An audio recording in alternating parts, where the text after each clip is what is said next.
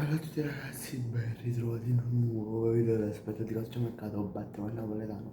In questo video andremo a parlare della Roma. La partita da Roma-Inter si è giocata all'Olimpico. La Roma perde da 0-1 per l'Inter. Segna Bonni e con assist di Nicolo Barella al centrocampista.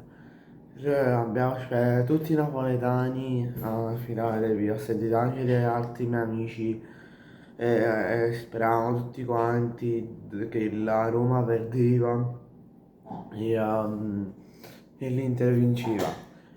E ora dobbiamo passare a PSV, dobbiamo andare avanti. Però torniamo a parlare della Roma. Roma che stava diciamo andando bene fino adesso e poi è arrivata questa diciamo questa sconfitta contro l'Inter e diciamo secondo me secondo quello che penso non si riprenderà almeno per la prossima partita.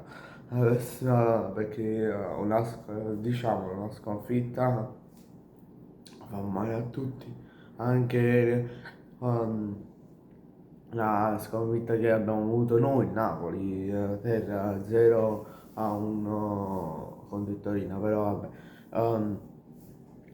Perché quella partita non era, il Napoli non la poteva vincere, io speravo però non si poteva vincere, almeno si poteva sperare un pareggio, però vabbè, passiamo alla Roma che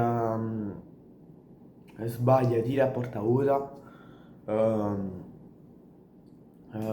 per esempio Dobbik sbaglia durante la partita, ma non ricordo precisamente che minuto stiamo, ma mi ricordo che la Roma, l'attaccante Dobbik della Roma sbaglia un gol, non sbaglia a porta vuota, ehm, e diciamo rimane deluso da questa di tutti i tifosi romanisti, penso, tutti giocatori, Gasperini, penso che speravano in un pareggio perché una vittoria tu non la potevi andare a prendere.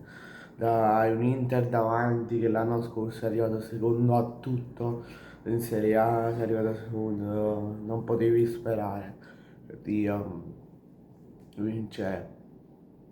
Bene ragazzi, grazie a tutti per la visione, ci vediamo in un prossimo video. Vi ricordo che questo è il primo video di giorno. Ah, e lasciate un like, iscrivetevi tutto al canale e fatemi sapere qui sotto nei commenti che ne pensate.